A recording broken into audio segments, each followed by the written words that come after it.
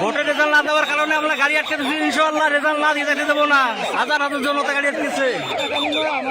BGB সেনাবাহিনী সবাই উপস্থিত। আমরা রেজাল্ট না ছেড়ে না দিয়ে রাস্তা ছাড়বো না ইনশাআল্লাহ।